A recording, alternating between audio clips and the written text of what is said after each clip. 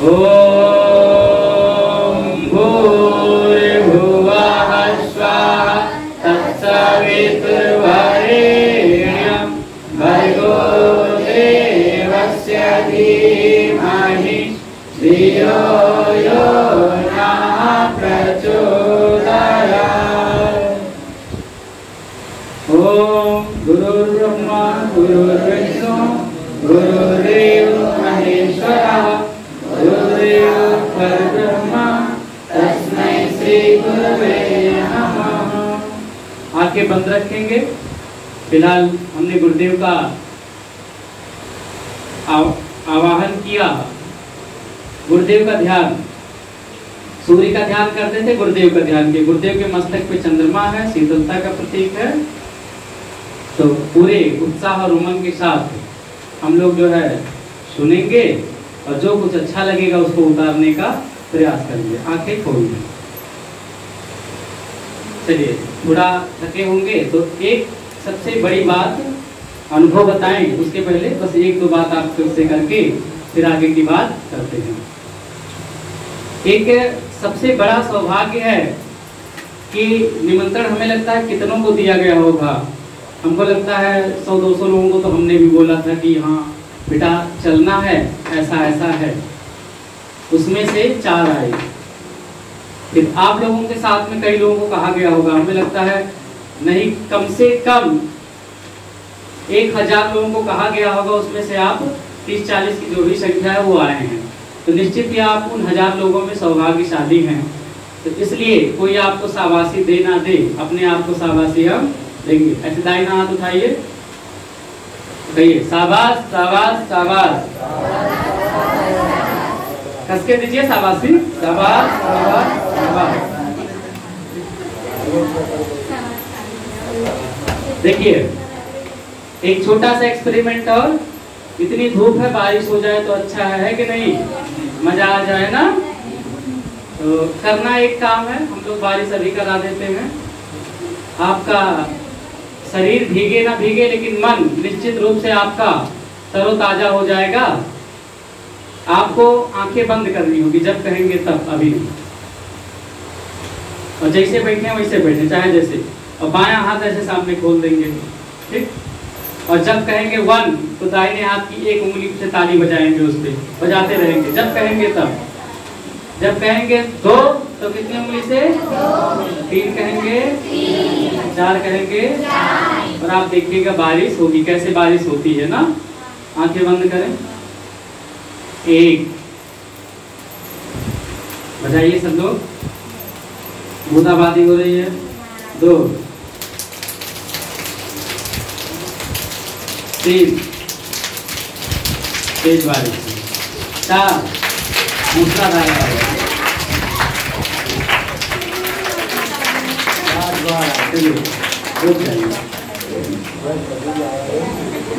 चलिए अब हम आते हैं अपनी मूल बात पर। बात क्या है? अपने अपने अनुभव।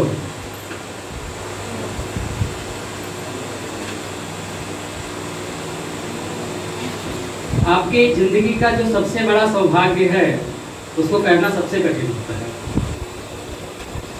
क्योंकि उसको थोड़े शब्दों में कह के खत्म करना बड़ा मुश्किल होता है। जितना अनुभव होता है, खासकर अनुभव का विषय गुरुदेव से संबंधित है, बस अनावश्यक नहीं है ना।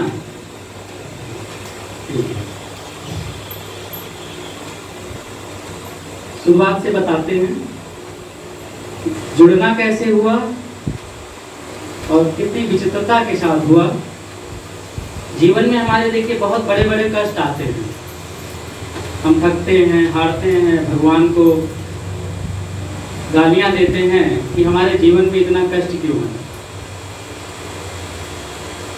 थोड़ा सा नजरिया बदले तो बाद में पता चलता है कि वही कष्ट आपके जीवन का आधार बनता है। वही कष्ट आपके जीवन में सौभाग्य को भी लेकर के आता है। रात होती है तो इस बात का प्रतीक है कि सुबह होगी। तो बस बिल्कुल जीवन का अनुभव गुरुदेव से, गायत्री परिवार से जुड़ने का अनुभव बिल्कुल ऐसा ही है मैं फैजाबाद में पढ़ता था। पिताजी हमारे 2018 में एक्सपायर हो गए। धर्म में झुकाव था, पूजा पाठ में आरती करना, भजन करना, 2-2 घंटे भजन करना, सीताराम सीताराम सीताराम, ठीक है, गाना वगैरह तमाम चीजें, बहुत सारी चीजें थी। 2018 में पिताजी एक्सपायर हो गए, कष्ट आया। फिलहाल 1 साल सरवाइव किए। बात 2019 की है। घर पे कुछ ऐसी घटनाएं हुई, कुछ ऐसी पीड़ा आई कि हमको फैजाबाद छोड़ के घर आना पड़ा।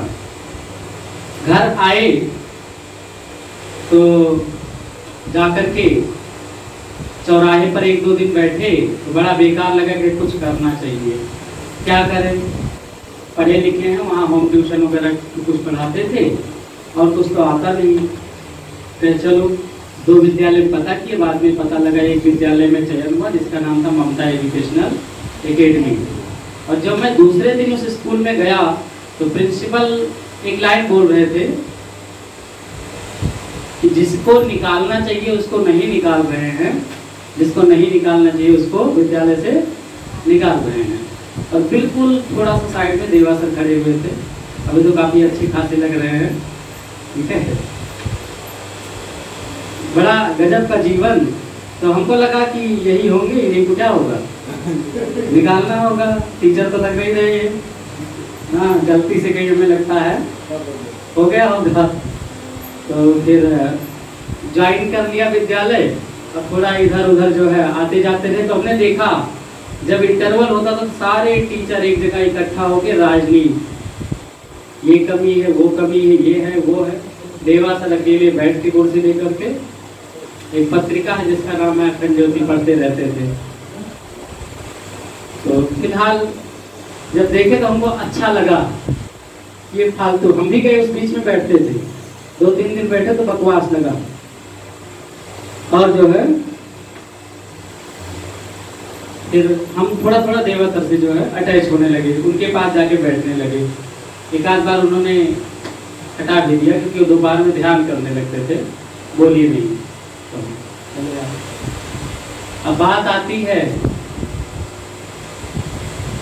एक बार कार्यक्रम हुआ आपके यहाँ, 1-2 कार्यक्रम। एक हुआ आपके भतीजे का 27वां था, उसमें आए थे, बड़ा अच्छा लगा। इसमें से कुछ बेटियां थी और पहले की बेटियां थी।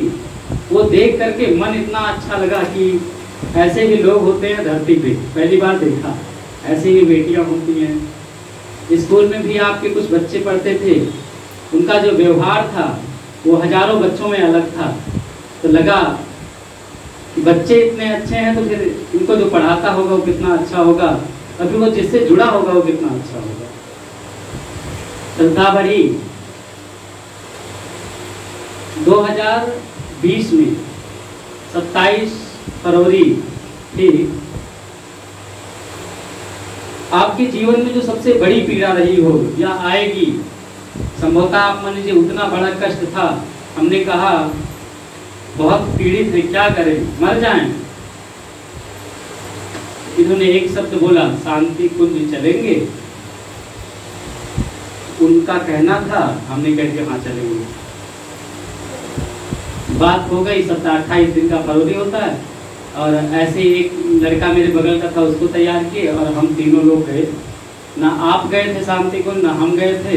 चालू टिकट दिया गया, ऐसे वैसे जो है ट्रेन में बैठे। फिर वहाँ भी आप पुस्तकें पढ़ रहे थे। तो मैं भगवान राम और भगवान कृष्ण में श्रद्धा रखता था।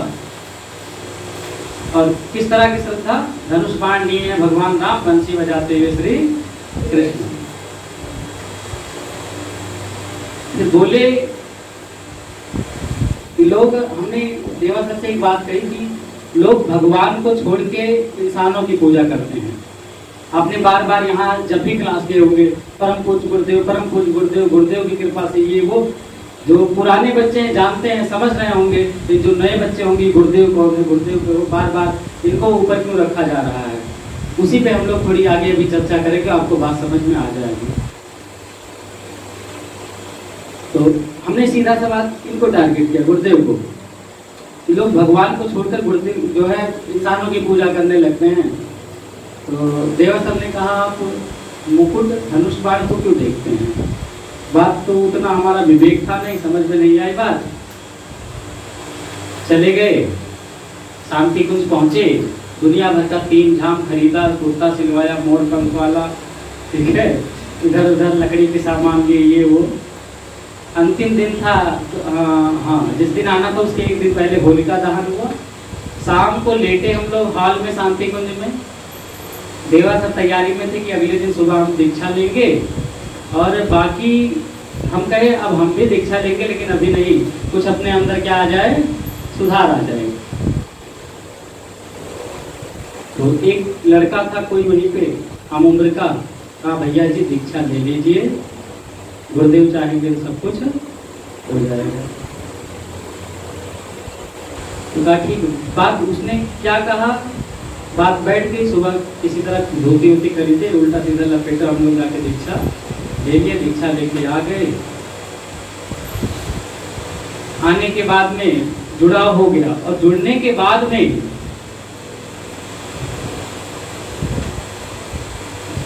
अब बातें आती हैं अनुभव की।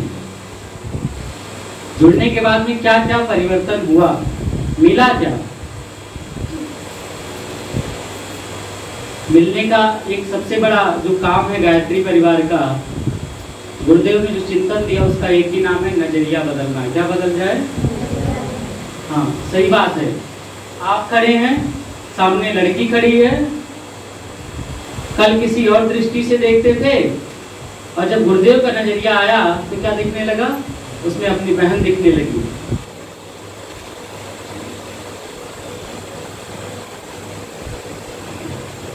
अब एक छोटा सा अनुभव, बड़ा ही, ये हमारे हाथों में देख रहे हैं, कुछ हाथों में, पैरों में, कानों में दिख रहा होगा ना, सफेद दाग है। और आपने देखा भी होगा, लगभग जानते भी होंगे, लोग बड़े गिरी हुई दृष्टि से देखते हैं, सोसाइटी में बड़ा इग्नोर भी करते हैं, ठीक है, और बड़ा खराब माना जाता है।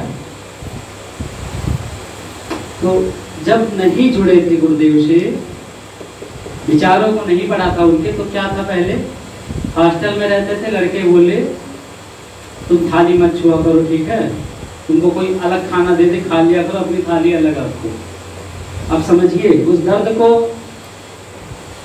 जिसके ऊपर पड़े वही महसूस कर सकता है।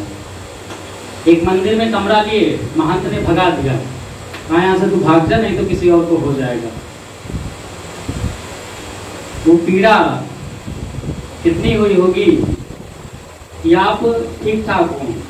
ठीक ठाक का मतलब ये है, अभी पूजा दीदी होती तो आपको जानकारी होती, 100 से 150 बच्चों में पढ़ने में कभी एक नंबर से दूसरा नंबर नहीं हुआ होगा।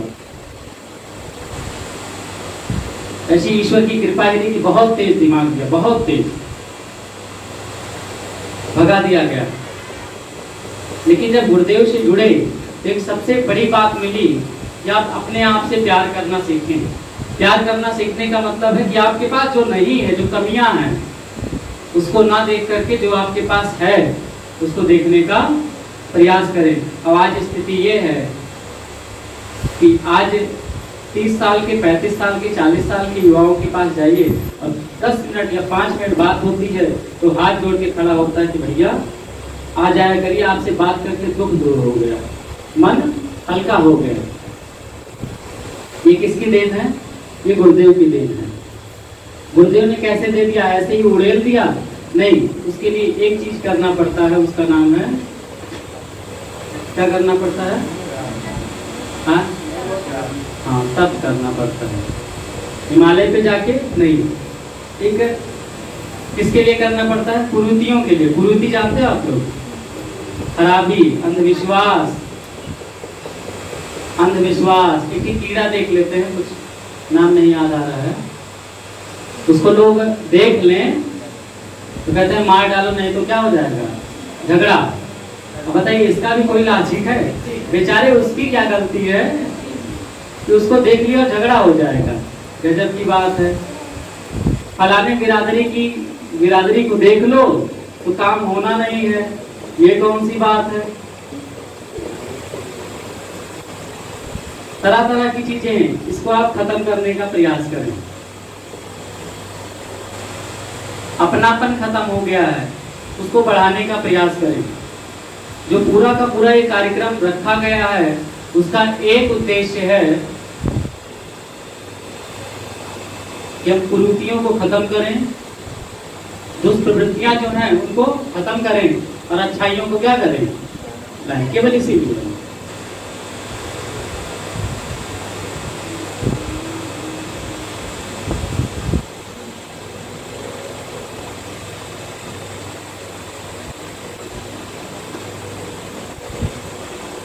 और आपको बहुत सारी बातें बताई जाएंगी और बताई जा रही हैं।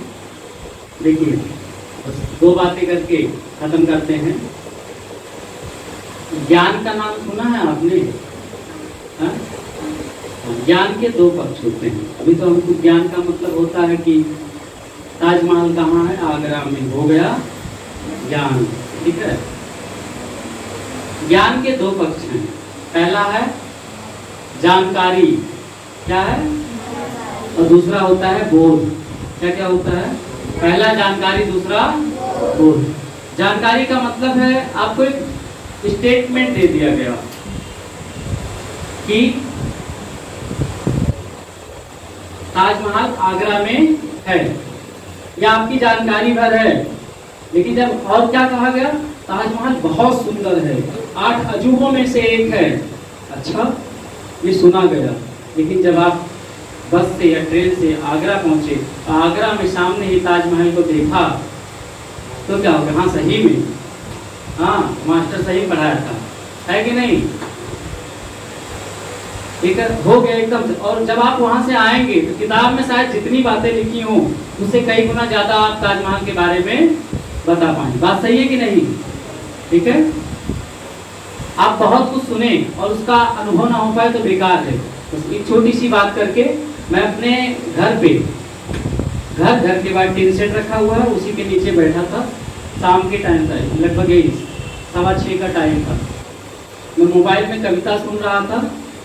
सामने देखा एक टैक्सी वाला आके रुका, अकेले टैक्सी को धकेलता हुआ एकदम घर के सामने। तो हम देखे और दौड़ के गए, भैया क्या हुआ? तो उसने कहा, भैया ये बेनी नगर से जो है ये कोई चीज़ बताए, कुछ खराब हो गया और वहाँ से लेके आ रहे हैं। सुन के तो बड़ा दर्द हुआ कि 1.5 किलोमीटर से आदमी अकेले पूरी गाड़ी को, 3 व्हीलर को, विक्रम को धक्का देते हुए ला रहा है और कोई सहारा देने वाला नहीं मिला। हमने कहा, भैया धक्का लगवा दें? तो हाँ, लगवा दीजिए तो बड़ा अच्छा है। धक्का लगवा के मुश्किल से 150 मीटर चौराहे तक उसकी टैक्सी हम कराए और रास्ते भर वो कहता रहा, आप हमारे लिए भगवान हो गए, आप हमारे लिए ये हो गए, वो हो गए, आप जब कभी मिलेंगे आपको फ्री में हम लेकर के चलेंगे। वो कहता रहा, हम सुनते रहे। टैक्सी खड़ी हुई, हम घर को वापस लौटे तो आंखों से आंसू रुक ही नहीं रहे थे, लगातार आंसू गिर रहे थे आंखों से। क्यों? एक बार सुना था कि जो है दूसरों का आप जब सहयोग करिए, कैसा सहयोग? जरूरतमंद की, है कि नहीं? सहयोग करिए तो आत्मा को बड़ा संतोष मिलता है, आत्मा को भोजन मिलता है, बहुत अच्छा लगता है, उसको बताया नहीं जा सकता। ये सुना था, केवल जानकारी थी। लेकिन जब वो किया, जो अनुभव हुआ, तो एकदम लगा उस समय हमको कोई गाली सामने से देता तो शायद कोई प्रभाव ना पड़ता, तो इतना अच्छा लग रहा था। तो यही बात है, आपको बहुत कुछ बताया जाए, बहुत कुछ यहाँ सिखाया जाए और आपके जीवन में ना उतरे तो फिर उसका कोई महत्व नहीं रह जाता है। ठीक है, इतना सारा इंतजाम किया गया है। अंतिम बात करके अपनी बात को समाप्त करेंगे। आप देखिए, देवा सर की सैलरी मात्र 8,000 होगी, लेकिन एक एक पैसा जितना कुछ बचता होगा, हमें लगता है अपने लिए एक जो है बनियान तक शायद नहीं खरीदते हों। पुराना है, 4 साल का है, तो भी वो पहन के काम चला लेंगे, लेकिन एक एक पैसा गुरुदेव के काम में लग जाए। करीब हमें लगता है नहीं ज़्यादा तो 40 से 50,000 के आसपास का बजट संभवतः आपके शिविर का पहुँचे। आपसे पैसा मांगा गया है, आया ना? कुछ बोल दीजिए। नहीं, ठीक है। किस लिए किया गया है? क्या कोई फायदा है देवा सर का? उनको खजाना मिल जाएगा? नहीं। अरुण है, हमें लगता है इस कार्यक्रम को बनाने के लिए कम से कम 1 महीना, हमको पता है कि कार्यक्रम में कितनी पीड़ा होती है, कितना कुछ सहना पड़ता है, तो किस हिसाब से कितना मेहनत लगता है। लगता तो है केवल ये बच्चे आके बैठ गए, खाने की व्यवस्था करनी और कुछ नहीं हो गया, लेकिन कितना मेहनत लगता है, कितना पुरुषार्थ लगता है, तो उस व्यक्ति से पूछो, शायद वो भी उतना न बता पाए कितनी मेहनत से किया गया। अरुण और अर्जुन भैया, ये बच्चियां जो रात दिन एक करके आपके लिए इतनी योजनाएं बना रही हैं, क्लास ले रही हैं, ये केवल 2 दिन सीखने की बात नहीं है कि 2 दिन में ये लोग बता रही हैं। इन्होंने 5-5, 6-6 साल घिसा है, जीवन को एकदम तपस्या में विलीन कर दिया है, अपने आप को निचोड़ दिया है, तब जाकर के आपको ये कुछ मिल पा रहा है। और सभी लोग निवेदन कर रहे हैं कि आप विवेकानंद, परम पूज्य गुरुदेव, चंद्रशेखर आजाद, भगत सिंह के रास्ते पे चले। आपको सिर्फ यहाँ एक ही काम किया जा रहा है कि हमारे जो आसपास भाई बहन रहते हैं वो कहीं बिगड़ के कुछ और ना बन जाएं, रावण ना बन जाएं, कंस ना बन जाएं, तो इसीलिए आपको यहाँ लाया गया है। लोग निवेदन कर रहे थे, हम तो कहें कि आपकी गरज हो तो विवेकानंद बनिए, चंद्रशेखर आजाद बनने का प्रयास कीजिए। नहीं बनना है कोई बात नहीं है, और विवेकानंद बनने के लिए विवेकानंद जैसा सोचना पड़ेगा, विवेकानंद जैसा करना पड़ेगा। परम पूज्य बनना है तो परम पूज्य गुरुदेव जैसा करना पड़ेगा, सोचना पड़ेगा, उसी हिसाब से जीवन को ढालना पड़ेगा। और अगर आपको राक्षस बनना है तो कुछ नहीं करना है, बड़ा आसान है, तो अपने आप बन जाएंगे। बात समझ में आ रही है? चुड़ैल बनना बड़ा आसान है, ब्यूटी पार्लर में चले जाइए, लौट के चले आइए, है कि नहीं? चुड़ैल बनना पड़ता है कि नहीं? अपनी बात को ही समाप्त करते हैं।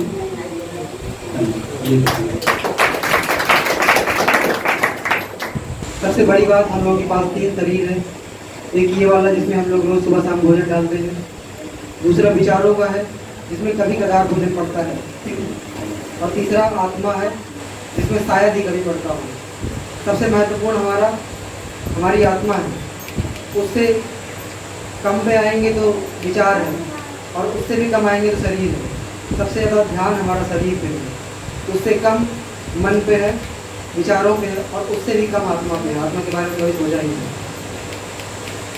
और वही मरने के बाद में ये दोनों चीज़ें गायब हो जाती हैं, जाती है हमारी सिर्फ आत्मा। तो हमें मतलब क्या है कि सब लोग शरीर का भोजन तो सब लोग दे रहे हैं, कहीं से मिल जाएगा, हमको मम्मी पापा नहीं देंगे तो कहीं से मिल जाएगा। विचारों का भोजन कहीं नहीं मिलता है, और वो एक ऐसी इकलौती जगह आपके जीवन में बहुत महत्वपूर्ण होगी जहाँ पे आपको आपकी आत्मा को भोजन मिल जाएगा। आपकी आत्मा को, हमारी आत्मा को 2 तरह से भोजन मिलता है। एक तो उसका आधा भोजन विचारों से पूर्ण हो जाता है। जैसे जब ये बात हमको समझ में आ जाती है कि सेवा करने से आत्मा को भोजन मिलता है। जैसे ये घटना आपने सुनी ना कि टैक्सी से करके कैसे आता है मन में, तो एक बार मन करता है कि कभी हाँ कि कोई अगर होगा रास्ते में इस तरह से तो हम भी करके देखेंगे। तो ये जो आधा मन में विचार आ गया कि हम भी करके देखेंगे, तो आधा आत्मा को भोजन वही मिल गया। और जब करके देखते हैं तो जब सच में आनंद वो वाला आता है तो फिर आत्मा को भोजन मिलता है। फिर हमारी आत्मा बहुत बलवान हो जाती है, और जिसकी आत्मा बलवान है फिर वो दुनिया का सबसे महान व्यक्ति है। हमारे समाज में बहुत सारी बुराइयाँ व्याप्त हैं। इस शिविर का क्या उद्देश्य है, थोड़ा सा उसके बाद में होने का टाइम हो गया। बहुत सारी बुराइयाँ हैं, लोग अश्लील गाने सुन रहे हैं, अपने जीवन में जिसका ध्यान नहीं है, लोग क्या कर रहे हैं इसका कुछ पता नहीं है। तो इसी की तरफ हम लोगों का ध्यान हो, हम लोग अपने जीवन को ठीक से बनाए